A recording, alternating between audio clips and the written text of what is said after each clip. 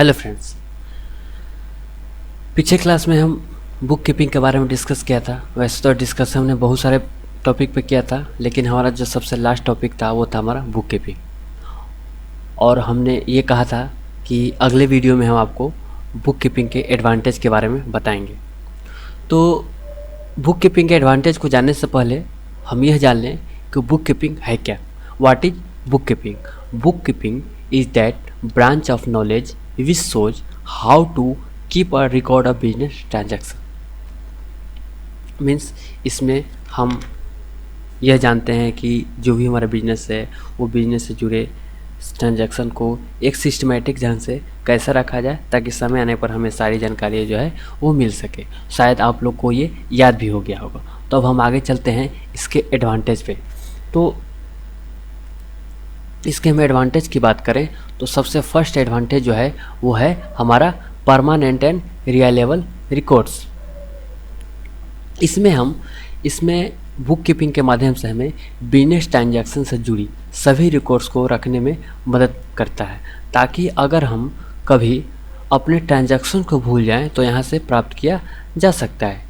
Permanent and चूँकि ये जो रिकॉर्ड होता है वो परमानेंट होता है, इससे हम कभी भी अपने रिकॉर्ड्स को प्राप्त कर सकते हैं। अगर हम सेकंड की बात करते हैं, हम दूसरे एडवांटेज की बात करते हैं तो वह है हमारा अर्थमेटिकल एक्यूरेसी ऑफ अकाउंट्स। तो इसमें हम बुक कीपिंग के माध्यम से हम ट्रायल बैलेंस बनाते हैं जो कि हमारे अकाउंट्स की एक्यूरेसी को बतलाता है। नेक्स्ट हम एडवांटेज की बात करते हैं तो हमारा net result of business operation.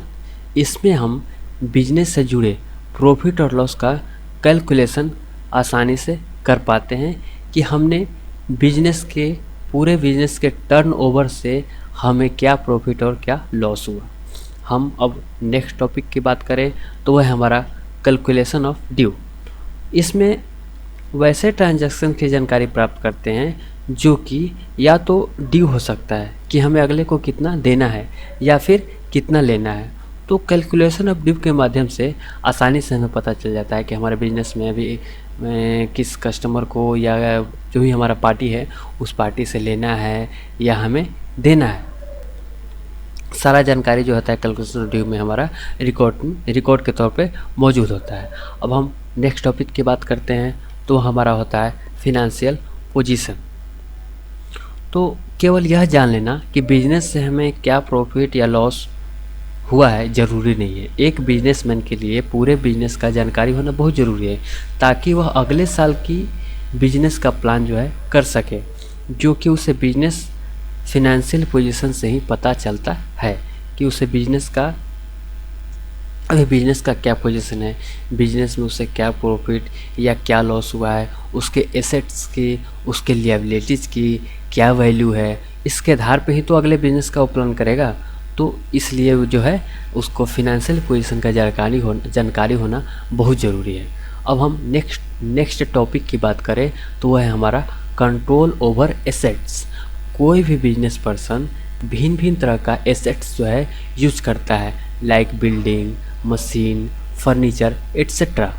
तो यह ज़रूरी है कि हर एक की जानकारी उसे होनी चाहिए ताकि सालों साल जो है उसका वैल्यू का पता चल सके।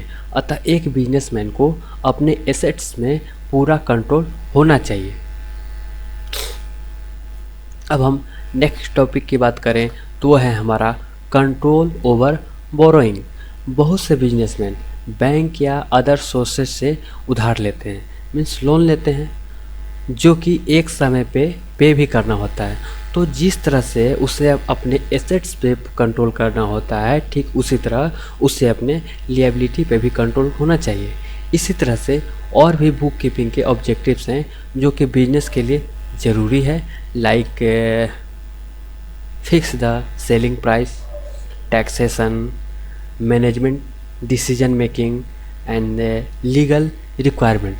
तो वैसे तो हम सबके बारे में बताते चलते हैं, लेकिन कुछ टॉपिक्स और भी हैं जिसके बारे में हम जैसे जैसे हम आगे बढ़ेंगे, जैसे जैसे हमारे वीडियो आगे आपको हम बताएंगे तो सभी जानकारी जो है आपको मिलते जाएगा, जो डिटेल में आपको